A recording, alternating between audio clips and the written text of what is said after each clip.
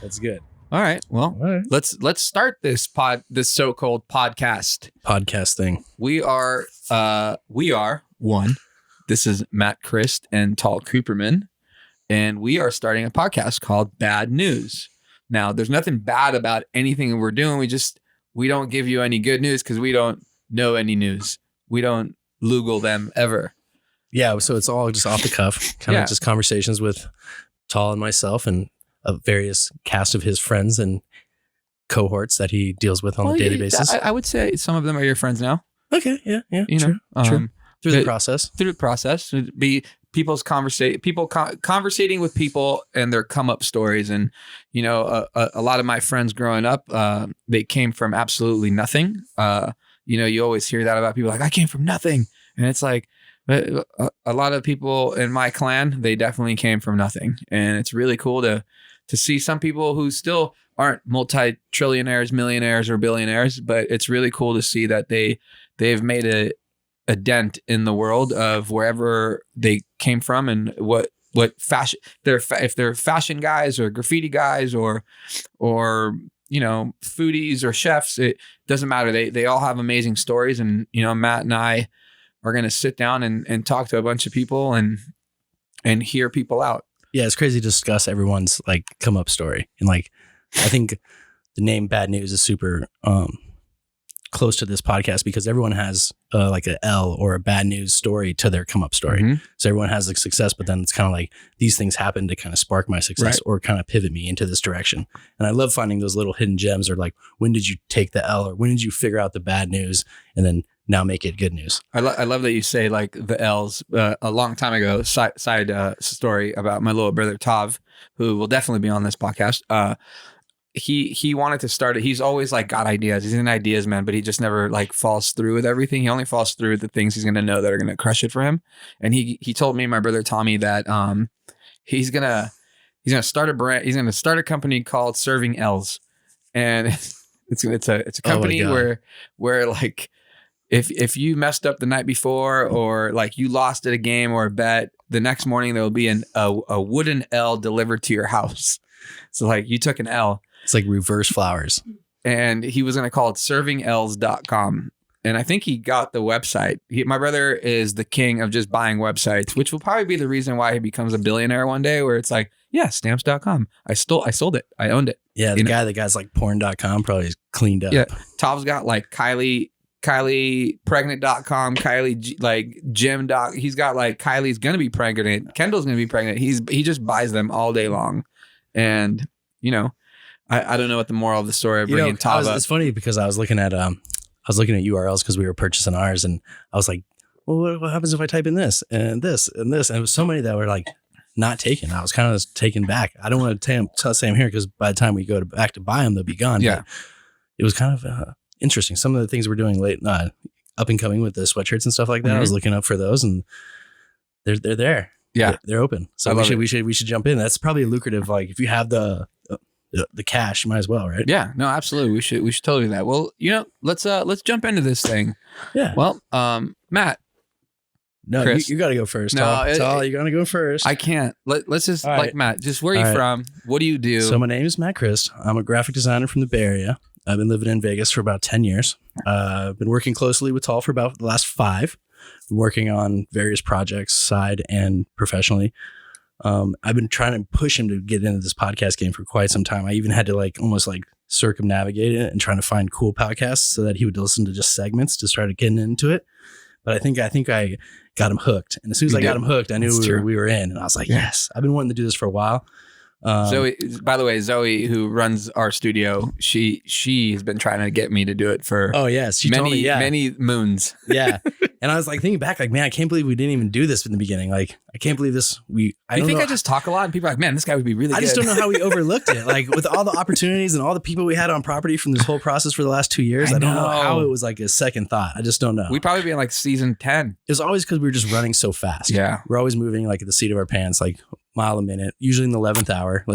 So yeah, it's hard for us to plan and see the future like that. But I think we're doing it now, and I think this is going to be great. Yeah, I'm excited, man. For the stuff that we've already previously recorded and have coming up for you guys this season, I think you guys are going to be in for a good treat. Yeah. Another thing of a reason why I call it bad news, because I think podcasts are like, so like, what do you got this week? What are we doing today? And it's like, they like go by like the days or the weeks of what's going on. Like not us, like we pre-recorded. Yeah. A lot of this. Yeah. Yeah. So it's going to be great. A lot of the stories that are going to come out, it's like months ago. Yeah. So stuff we're talking about, you're like, that shit happened a long time ago. I was like, yeah, we know. Yeah. So I think we'll bunk the trends on like the current event kind of podcast where you're like up to date with like the hot topics that are going on in like social media and current, pop cultures. But I think it'll be kind of fun to see like listening to a conversation of a topic that was a month ago. You might have a different retrospective, like to look at it. Like, oh, look how they looked at it then, now that I know about it now kind of thing. I think it'll be valuable. Right. And, we might not do that for all of them. We might like jump. We might have like a new. We might even change up the way we even are going right now. Yeah, this is like totally like sporadic. Yeah, sporadic. Like that's a good word. The edge of our seat. Yeah, I like it. You don't know what's coming next. Yeah. So tell us a little about yourself. Well, deep sigh, bro. I'm just kidding. No. I'm from LA. I was born in Israel. Moved to America in like 1988. And then lived in the Valley up until, around end of fifth grade, did fifth grade there, and then moved to Agoura Hills. And then grew up in Agoura my entire life, then moved to Vegas about 6 years ago. Kind of just chilled, moved here for my wife, Abby. I got really bored really quick, and then started hitting up a couple friends. And then my friend Bryant and I talked. He's one of the owners of Drais Nightclub. And he was like, hey man, I need some fresh ideas and, fresh marketing ideas and some creative. And I think you'd be great. I always loved seeing what you're doing. And Brian and I have been really close friends for, 15 years. And he's been like a mentor to me in nightlife. And so I was like super stoked that he even asked me to like come around, and he set up a meeting with me and Victor, who's definitely one of my mentors. Victor's the owner of Drais, and I sat with Victor and he was like, look, I want you to come here. And, because I worked for Victor in LA too many years ago. And he was like, no fucking around. And I was like, no, this is like, I'm obviously older now. Things are different. Yeah. He's like, oh, I don't want that. I don't want that young tall back. Not just partying, and I was like, but it was, I worked there for about, what is it, a year, Matt? A little longer than that. Yeah. Longer, almost two. So I almost banged out 2 years there. And,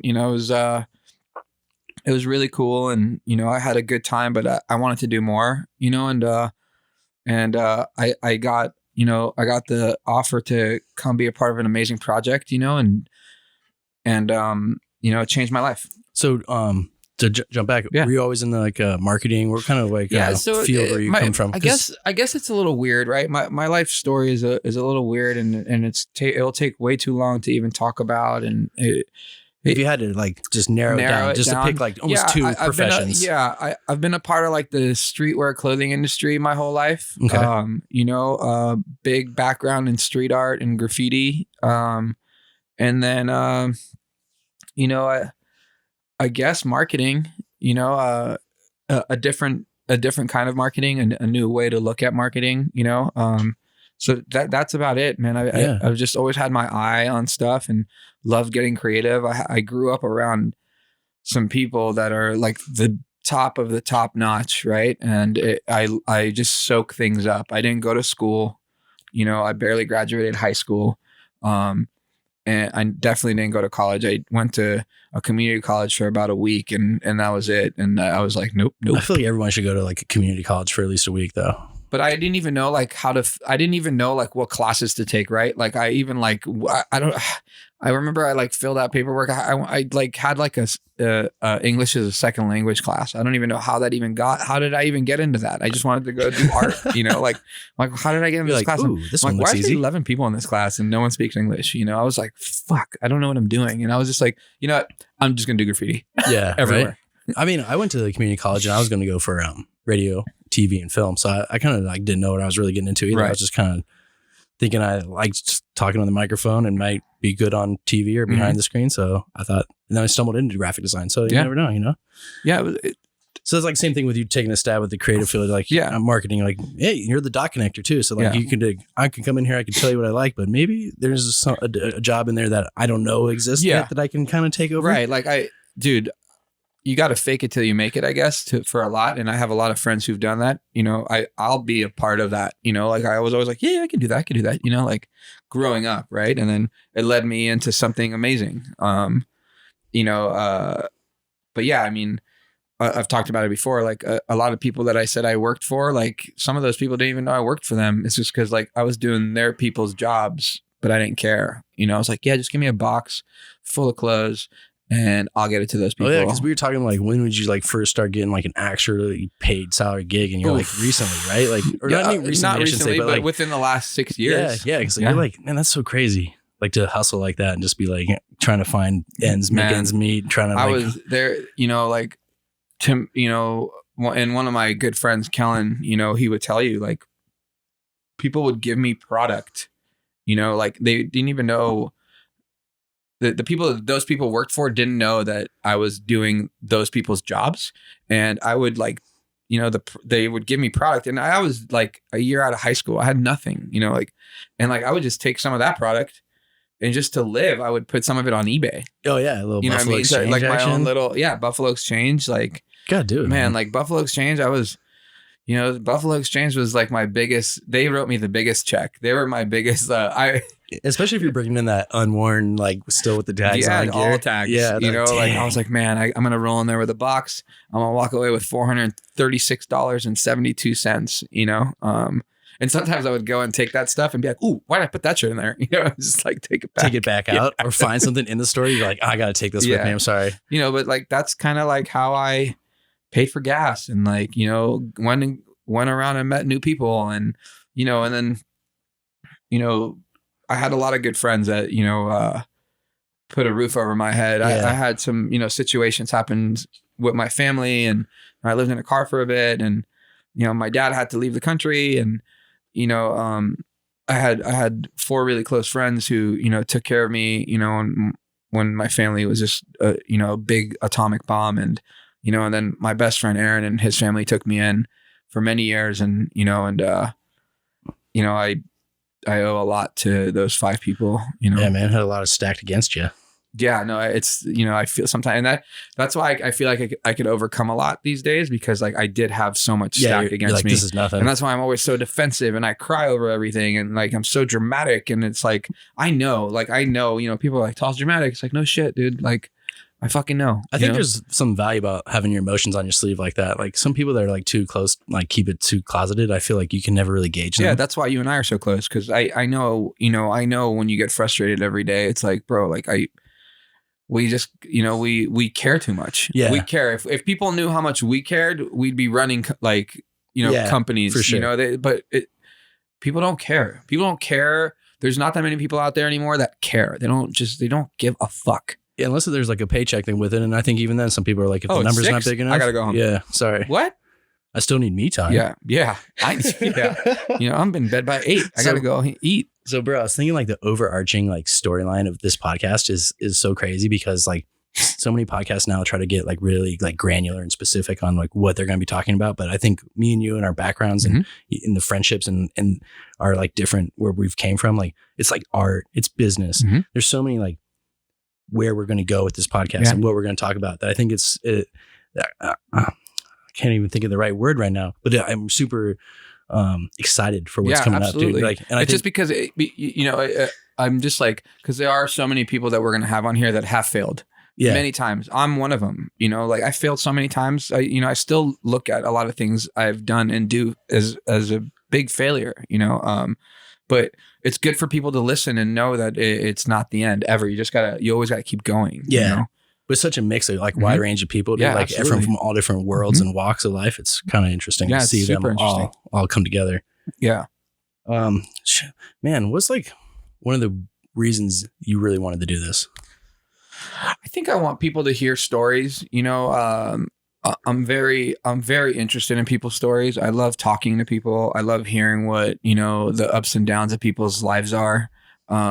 Not just of a come up story of like, oh man, he's making it, like this guy owns this brand or this guy owns this restaurant or this artist is like hypebeast is talking about him all day, you know, like not that. It's a lot of the people that we're gonna have on here, you know, man, these guys were guys that were shipping warehouse, you know, clothes, or driving vans, or went to Italy for, you know, with $1,000 in their pocket and lived there for a couple of years, you know. Yeah. You know, it's just like everything was against them. Like it was always like the world was not in their favor, and they just hustled their asses off to, you know, like when it was the end, it wasn't the end, you know, ever. So true. You know, the funniest thing is like, while we've been doing this for the last couple of months, you've been telling people about it, and everyone you've been telling has been super excited. And excited. They all say to you like, why haven't you been doing this already? Yeah. And I think that's so funny, because it is kind of like, why haven't you done this already? Yeah. You got so many stories, so many memories, so many people that you connect with, but yet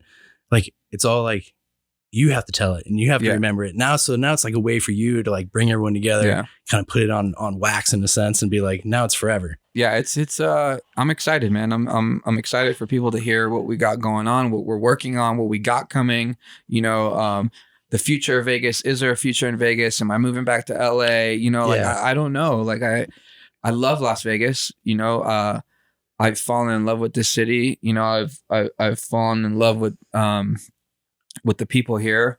I've fallen in love with this company. Yeah. You know, so it's really exciting, and it's like we do have so much to talk about. You know, like there is so much to talk about. Like, man, one of the reasons I really wanted to do this, though, not to cut you off, was please. Because like one of my like, I guess like hobbies in a sense is always like digging in the crates and finding people's stories. Like, I don't care who you are. The more like obscure, the better. Like I'll really like I watched the story a couple days ago, like on the most random things. And so I feel like this is like my contribution to telling people's stories and adding or helping the next guy like me who can listen in and be like, oh man, I heard a great story from so-and-so on the Bad News podcast. Yeah. And like Tom and Matt got this guy so comfortable that he opened up and told so much. That's great. Know? I can't wait for that, because that's like when I'm going to be like, that's what's going to like be so fulfilling to me, is like when someone's like, dude, the conversation you guys had was like great. I love that. Yeah. And that's the thing. It's all about conversations and letting people, you know, out in the freedom and having people heard, you know, like you, man, like you are a kid that's just always ahead, you know, always knows what's like next in line, or like, yo, Tal, check out this new hip hop kid, or look at this fucking, you know, look at this artist, or do you know this artist, or, you know, man, growing up, I had this brand. What was your brand called? Sourdough Clothing. I forgot to bring that up the other day when we were at lunch with Bobby. You know, I was like, I was like, yo, this kid had a brand. And I think Bobby would have loved that, you know, just like sourdough, you know? So, but it's really cool, man. Like, you're an amazing, you know, art director. You're an amazing artist. You are on the cusp of just like the explosion of finally somebody like, oh shit, this kid is so fucking talented, you know, and I've seen it for 5 years, and you've just gotten better and better and better and better. And that's what's so cool. Goes back to like your boy Gashi. Oh yeah, man. That's your like favorite. That'd be really cool too, like to timestamp actual like things. Be like, I said this on this date, and you can actually go back and listen to it. What's the kid you sent me yesterday? Jack Harlow. So here's it's Valentine's Day on the 2020. Yep. Jack Harlow is going to be the next truth. Yeah. But yeah, that's crazy, man. I love that. I appreciate you saying those things. Of course, that's so man. nice. Of course.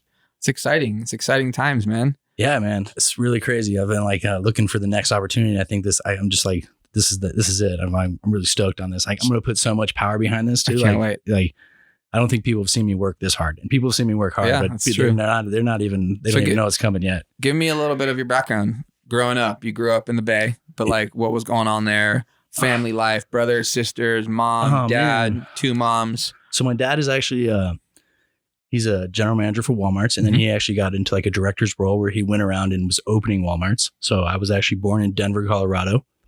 And my dad started in like the LA area, kind of, not Bakersfield, but the name's escaping me at the moment. But then we opened up a bunch of Walmart's from the LA area all the way up to Santa Rosa, California. And that's 45 minutes north of the Bay. Then my dad kind of went else, and he started doing other things. Went to Fairfield, all the way down to San Diego, and I kind of just stayed in the Bay with my mom and my sister. I grew up out there, went to high school, did the whole thing. Super into hip hop, the hyphy movement, the whole nine. Fun thing about Santa Rosa is kind of a little quiet town, so you can kind of get in a lot of trouble, but yet never nothing too major. Real closely, oriented to the city, so you can like go so many places and do so much as a young age, which kind of like was a blessing in disguise. Got really into art, seeing so much graffiti as a kid, and like I remember my mom used to take us to the library and just drop us off, and I would go in and I'd try to find books of like baseball players, and after I'd like went through all the sports books, I was like, let's go to the art book, and they had the Monets and the Picassos and everything, but what really stood out was they had a book like on just train art. It was like a big black thick book, and it was just graffiti art. Oh wow! It was like a bunch of Martha Coopers and like just trains. And I remember going home and like checking it out, flipping through every single page, finding pieces I really liked. The next day, going home, taking it and just Xeroxing those pages out, learning, trying to teach myself. There really wasn't a big scene, like a graph scene in like the Santa Rosa, like definitely in the city, the Bay, but not really in the Santa Rosa area. So that was kind of like mostly in the notebooks world, you know. It wasn't until I got into high school where I started actually meeting people that were like going and, doing trips and like going out to the city, or like knew somebody that had a spot or had to get some paint. Like, so that was fun. Then I went to Chico State for 3 years. Okay. Kind of as like north of Sacramento, kind of got crazy wild up there, just doing all kinds of insane college stuff. And then I was kind of getting burnt out with I didn't really know if like, it seemed like it was like 3 more years of college, you know, because of how fast you could go at the time.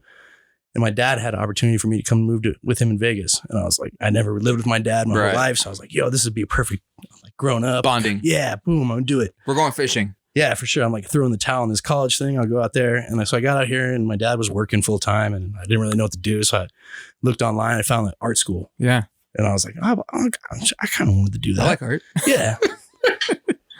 So I applied and then they accepted me, but mainly because I could afford to go. And I, signed up all these crazy like loans, and I'm still paying off those loans to this day. But that was so I graduated from that school in 2011 and I just got right into it, I was working for Matchbox 20, doing all kinds of crazy like entertainment art, working for Pete Rose, trying to get in with Major League Baseball.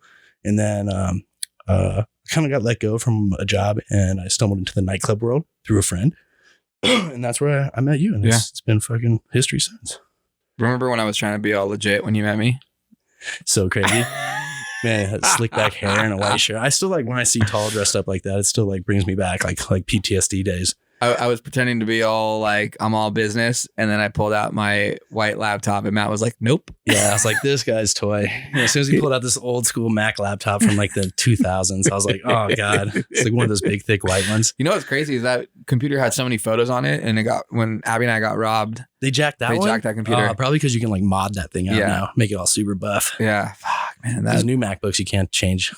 Yeah, you can't, right? I mean, it was you could still put CDs in there. Yeah, I mean, but you could update like the hard drive and the motherboard and all that stuff. Can't do any of that anymore. Nah. That's crazy. What I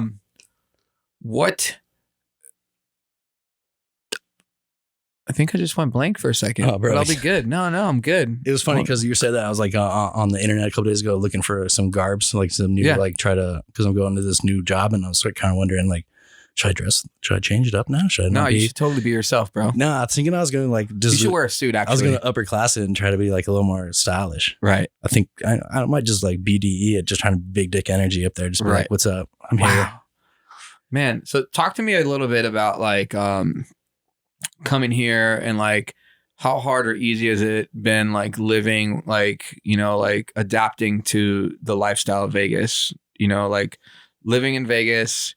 You got I have a girlfriend. Yep. I mean, I've been with my girlfriend for about 5 years, but I've been in Vegas for 10, so 5 without. It was crazy, man. I came out here kind of later in life. I was almost 20. I was 25, 24, 25.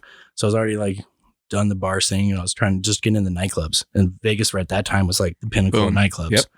So I kind of just worked the scene, tried to be a promoter and a host, and like worked at Rio at the Voodoo Lounge and like. Did you wear a suit? Yeah, sad stuff. Yeah, sad stuff. Try to hand out little flyers and shit. Street team. In. Yeah. I was like, it made it my mission to go into all the nightclubs and see them all. Like I wanted to be in there, but that kind of wore off quick. And I didn't have a lot of friends, so like it was kind of like a solo dolo mission for me a lot of the time. So that was kind of a sad thing. lot of the time I was trying to like go home as much as I could. Like when I didn't have a girlfriend, like if it was like a weekend or like a long weekend, I was going back to the Bay and hang out with my friends. Man. And it wasn't until like I started dating my girlfriend and I really kind of was like, man, this is a waste of money going out to see these people. These people don't even care that I'm coming out here to see them. You know, so I just chilled on that. That would have been like a whole new experience. Do you like Vegas?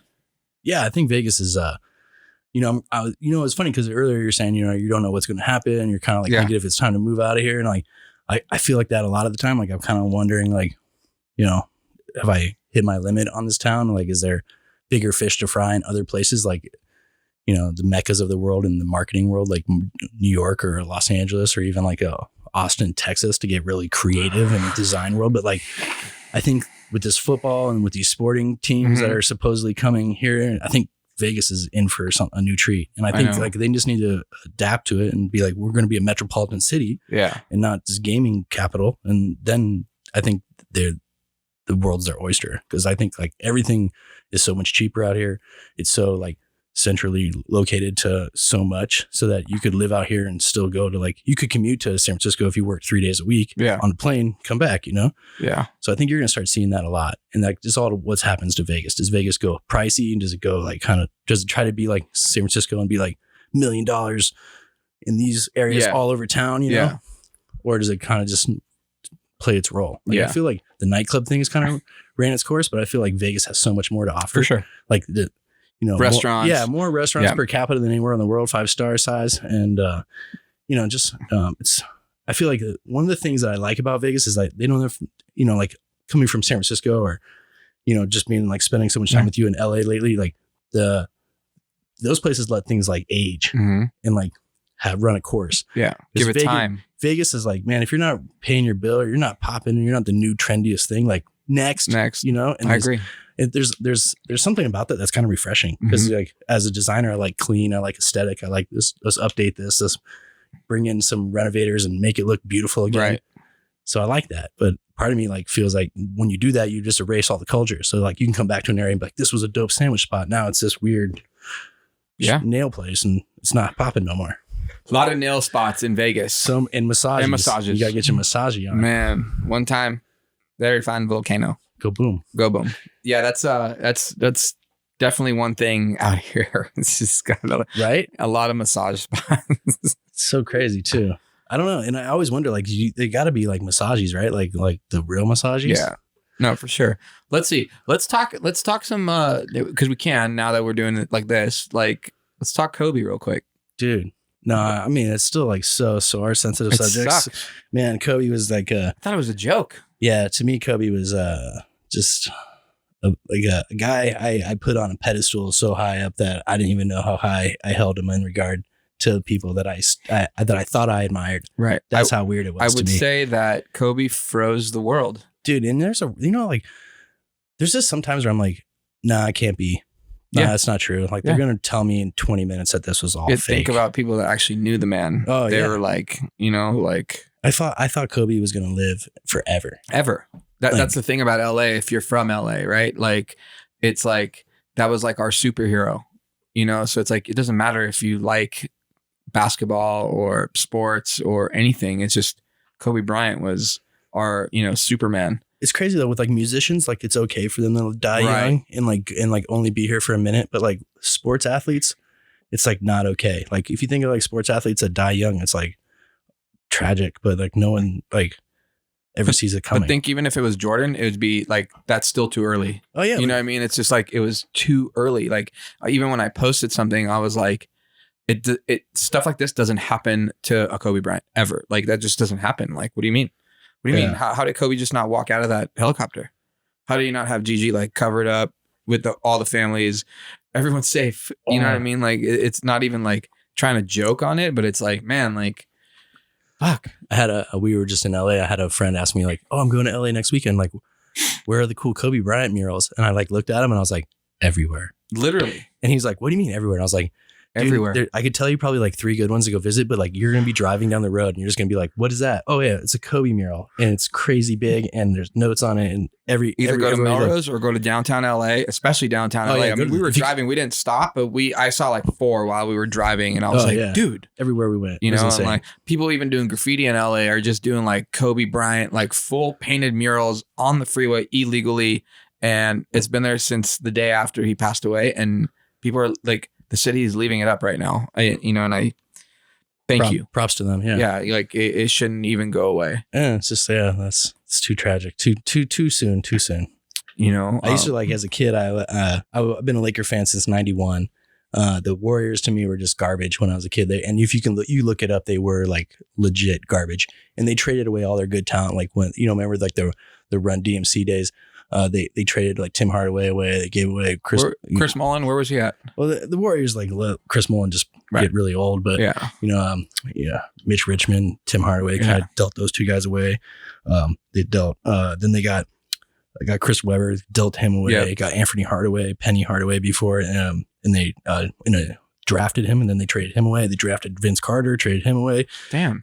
Antoine Jameson, and then made him a power forward. So this team to me was like the worst team. So I was always looking for a different team. And then the closest team was either the Kings or the Lakers. And the Kings were like a new team, and they weren't even popping yet. They didn't have like white chocolate in Asia.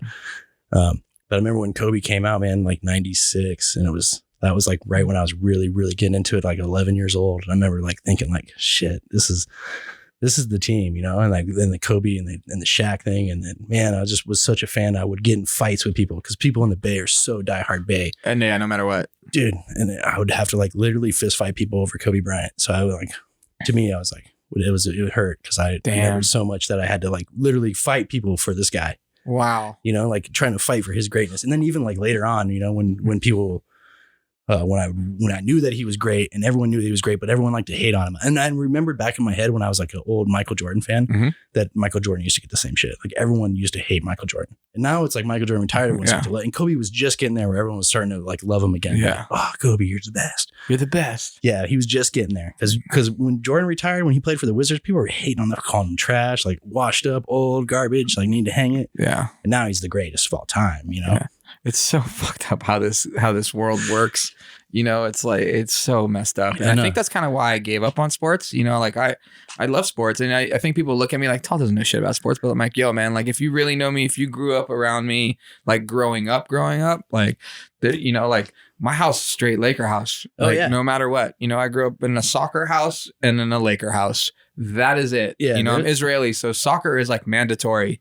If you do not play soccer, you better watch soccer. And if you don't watch soccer, you better look at the Lakers. I never did any soccer, man. I always like, there's so many kids in my school who played soccer. And I was like, looked at my mom like, yo, what's up with soccer? My mom was just like, nah, we don't do that. Nah, you don't do soccer, bro. Kick you in the knees. We played basketball and baseball. I played baseball for like 12 years. That didn't do nothing for me. I played soccer for many years, and then, never played basketball. I never played anything but soccer. And then I got into obviously action sports, but yeah, Lakers, man, like talk to me about the Lakers. You know what I mean? Like I moved to America and my dad was like, Lakers, that's who is in town. This is the team. This is who we like, and I was like, yep, that's who I love, and that was like Magic Johnson days. I still remember where I was when Magic Johnson announced when he had HIV. I'll never forget it. I'll never ever forget it. I was with my mom in the car. She was driving me to school. It was like 92 or some shit. Yeah. And it's just like heartbreaking, but like Magic Johnson, again, another superhero of Los Angeles. Everyone loves him. You ain't ever going to catch people talk shit about Magic, right? Yeah, the king. James Worthy, Sadell 3, Sam Perkins, AC Jones. No, AC Green. AC Green. Yeah. Like, man, like Vlade. Bro, I wear Vlade shirts. Talk to me. I got Vlade Divac vintage shirts thanks to round 2. Yeah. You know what I mean? Like, I know, where's my round 2 vintage shirts? It's like I'm like I love the Lakers. Dude, the craziest thing though, I think it's almost now like people don't argue about the best in sports really much anymore, but they do. I've noticed it in the art world way more. People really want to flex in the art world, being like, this guy's the best. Or everybody this guy's the next is the best in the art world, or is next in the art world. And I'm one of those idiots that sometimes says he's next. He's next. I'm sure the bosses sometimes are like this. It's such a Shut up, different Tal. competition, though. It's so It's weird just to like, hear people shut up, say Tal. that. Yeah, You know, and he's the best. there is so many people that I think are the best. I never even catch myself. I never take the time to sit back before I speak. I'm always like, that guy's the best. Yeah. You're like, didn't you say that about the last guy? It's like, shut up. He's no, best. I didn't. He's the best too. You know, that guy's the best too. You're right. Like, and the worst part is growing up around of the best guys, you know, and that's another thing. It's like, I'm surrounded by crewmates and they're all going to be the best to me, you know, because I was never good, but I was blessed to be around guys that are good, you know, and are great and are legends and are the Kobe's and Magics and Jordans of the world, you know, of street art. So it's really cool, you know.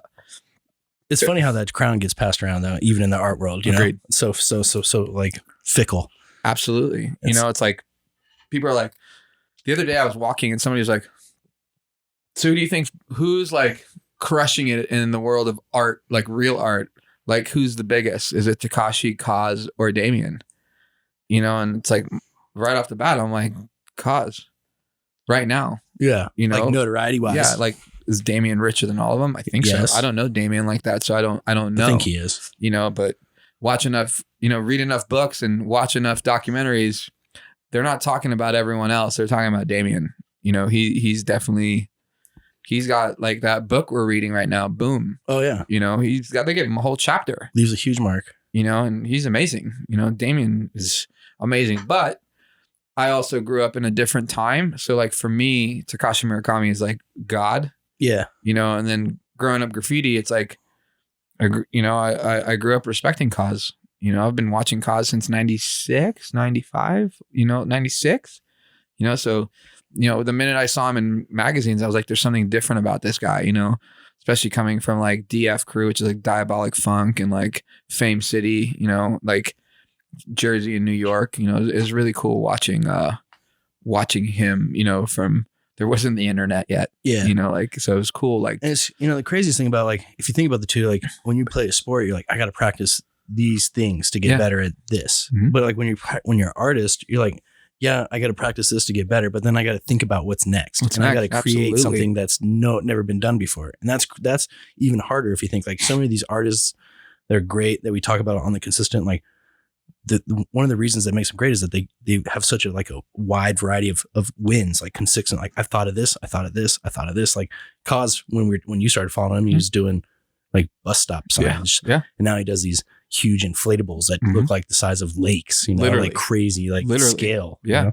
And like they come from the two different worlds, you know, it's like so interesting. Like I watched that Lister doc you put me into, and the Anthony Lister, like, yeah, the style was the same, but like the figures were different. Every showing was something new and unique, but yet so still good. That guy's so talented. Oh yeah. But yeah, I mean, but you could say that about like anybody, Sterling Ruby. You can go on a list like, if you just Damien Hirst, you can go, Jeff Koons, you know, like boom, it's so equal, but yet so groundbreaking and always something new and different and changing the game. Is we're like a basketball player, like, yeah, cool.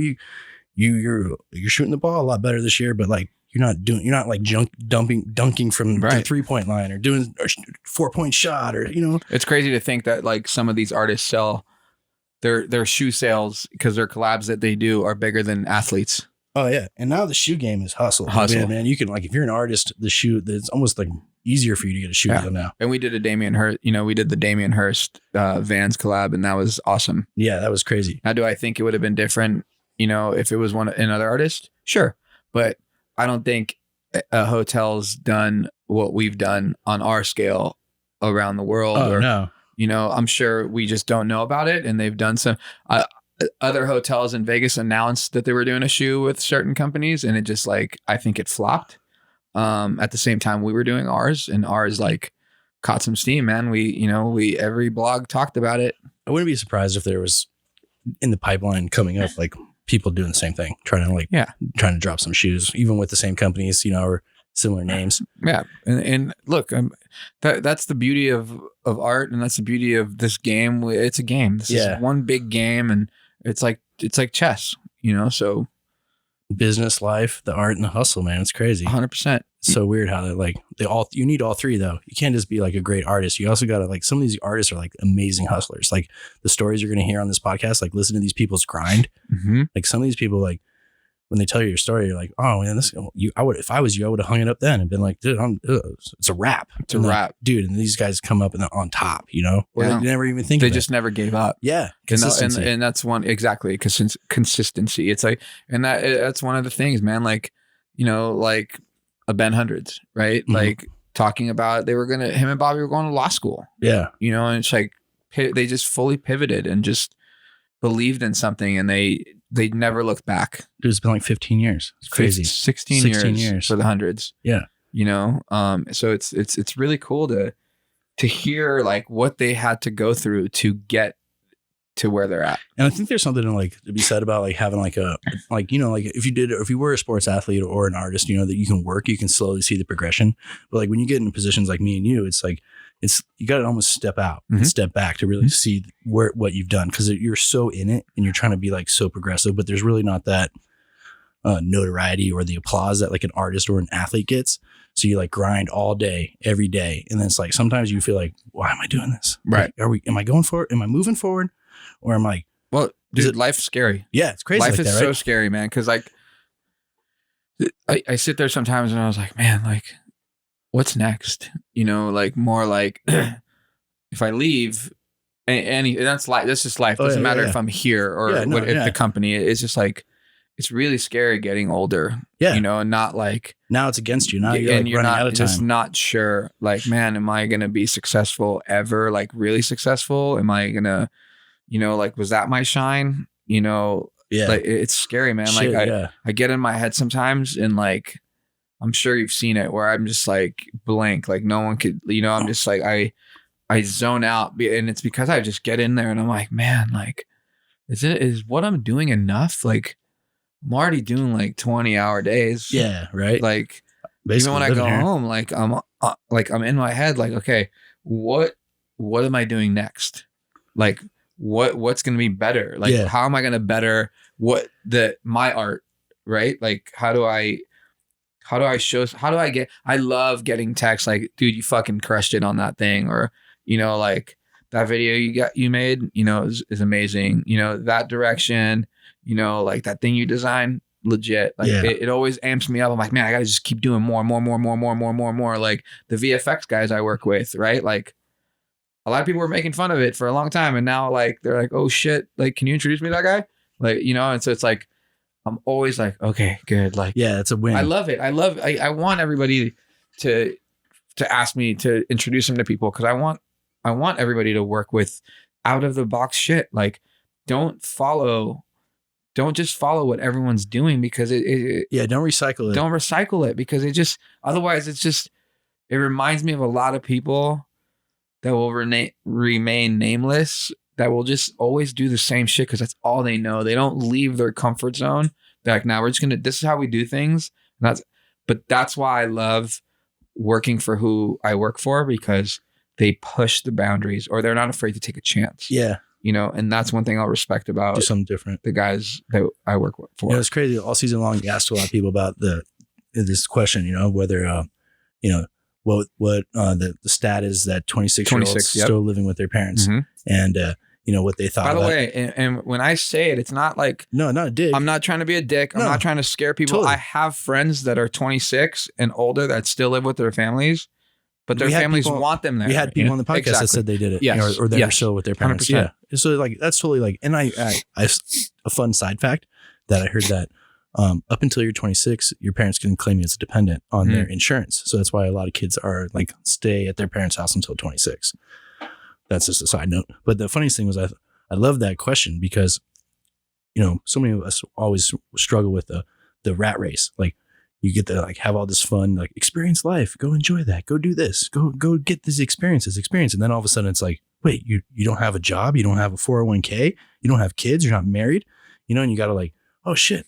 I gotta hurry up. And then next thing you know, you're like rushing through so many milestones in your life to try to like catch up with this so-and-so rat race, And I feel like that was one of the things that I took from it when you asked this question was like, everyone's like in this rat race. And it's like, when you actually take a minute to enjoy the adventure, then it makes it all worthwhile.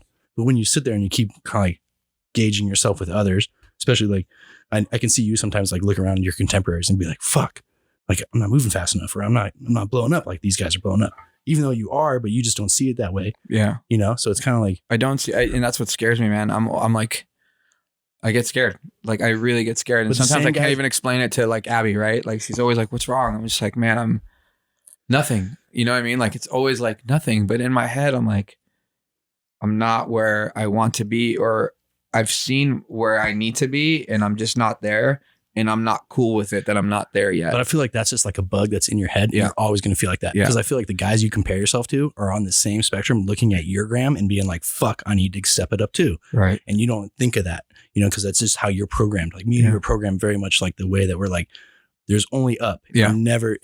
I got to keep going up. I don't want to like feel plateaued or stagnant or like going down at all ever. I don't want to go backwards, only up. So when you feel like, oh, I'm not moving fast enough, or I'm not continuing upward, it's like you get kind of like antsy, like, okay, I got to make a move. I got to make a change. But like sometimes I feel like, especially me, I get way too worked up into it. Like I get way too into myself. Like I'm making mistakes. I need to stand up for myself. And sometimes I just need to like fall back and just let it go, you know, relax and like appreciate the things that I do and the abilities that I have and the lifestyle that I get to live, you know, because sometimes I'm like, I want more and more and more. I'll talk to my mom on the phone, both, man. And my mom's like, you're tripping. Like you make enough money that like it took me a whole lifetime to start making the money you making today, and you're not happy with it. Like I raised kids on this money, and I'm like, I know I need more. Yeah, you know, it's like because in my head, I'm like, how did you raise kids on that money? Crazy, you know what I mean? Like how? Totally. How? Like how? Yeah, you know, like because I'm always like, this isn't enough. Not enough. This is not enough. And she's like, well, what's going to be enough? And I was like, I think I know a number, but probably when I get to that number, I'll feel the same way. I'll feel like I still need more. Right.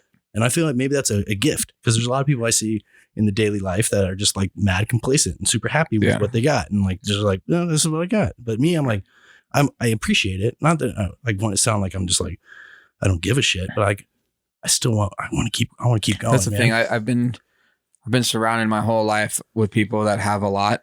And I just want to get there. Yeah. You know what I mean? Like to the highest level of money, you know, like and it's not all about money. It really isn't. It's just, I want to be comfortable. I want to own a house. I want to, you know what I mean? Like, I just like, I don't. And it like this year, it has to be the year where I just make right decisions. And it's more because like the people we're talking about that we look up to and, you know, we had conversations with, and I'm sure they do look down and like, man, Tal did a great job and be proud of yourself. Like this is a huge thing. And it's like, okay, but like I just want to like be able to like live. Yeah. You know, like I don't want to worry. I don't want to be older. I've seen some guys, man, when they were growing up, they were like the shit, right? Like, oh my God. And then like, they don't have anything. And I always tell myself, I'm like, I'm never going to fucking be that guy. I cannot. That's like, it's like being homeless. Like when you know, it's not knocking homeless people, but like there's days where like I'm driving and I'm like, how did you get here? Yeah. Like, how did you get to this point? Or like, why are you still here? Yeah. Like, why can't you, you mean like how, you know, like it's hard, man. Like, but then again, I don't know their story and you know, it's just like, fuck, man. You like, just know that if that was you, you'd be trying to do stuff not to be in that position. 100%. It comes across that they're complacent, that they're just like, this is what it is. Yeah. Life's rough. Can you help me out? I'm like, what? Yeah.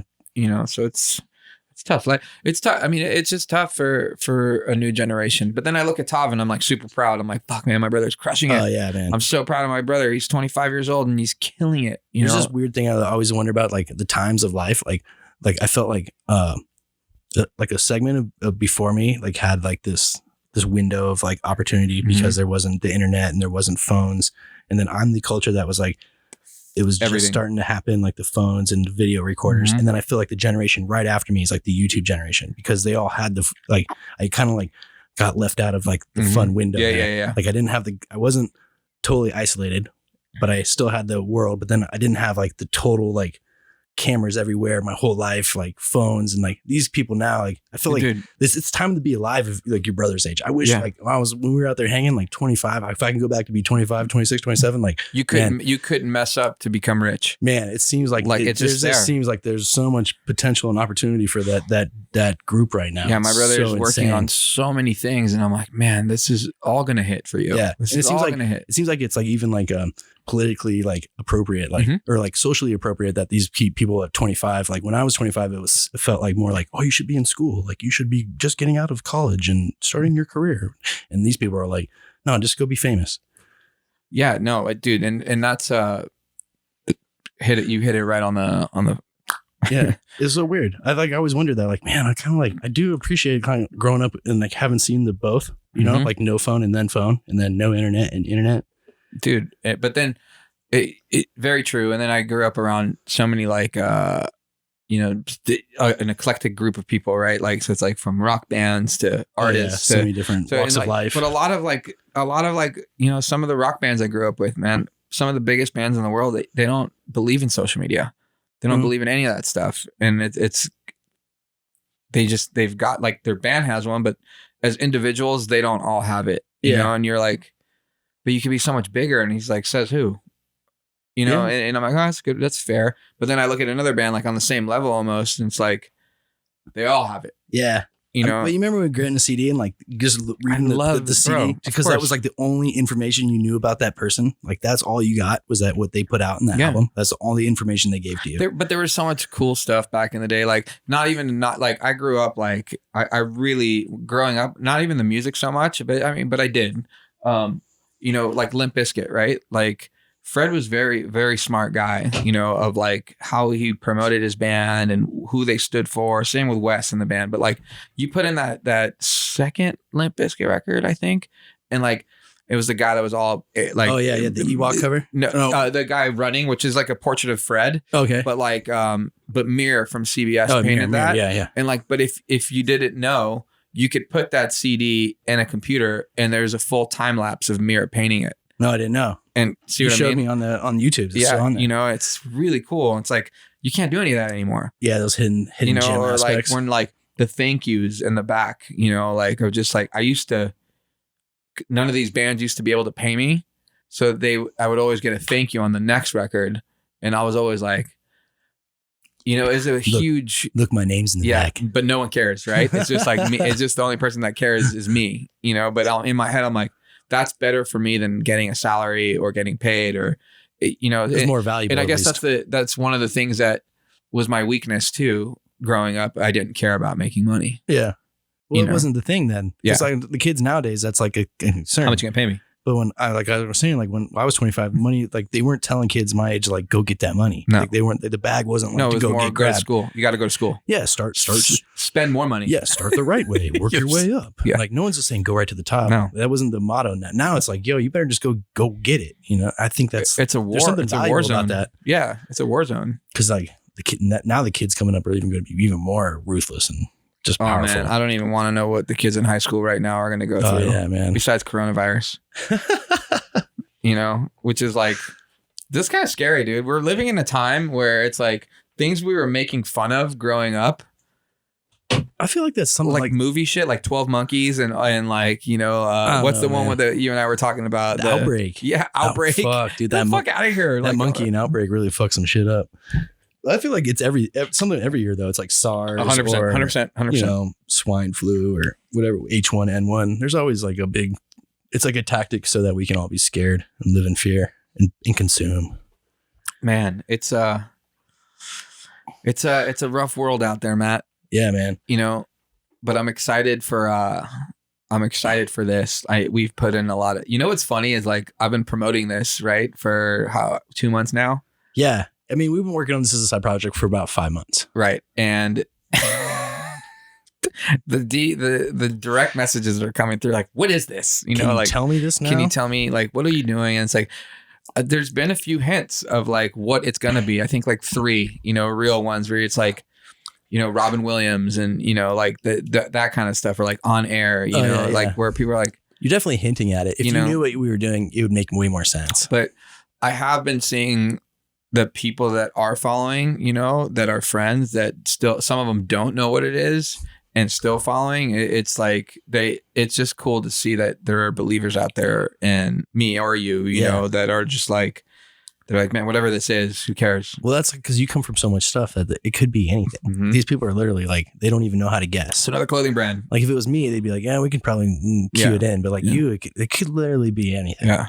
You know, I think that's super kind of fun piece of it. No, I'm excited. I'm excited to share everything with everyone. It's time. Yeah, super exciting season. I think everyone's going to love it. We got some really good insights, and I think we just do a good job of like spreading out. We get a lot of wide range of guests and people talking about their story. And then we'll try to mix in some of me and Tal's funny fairy tales and stories along the way. You know, so that you don't just get stuck in interview mode. Yeah. No, it's good, man.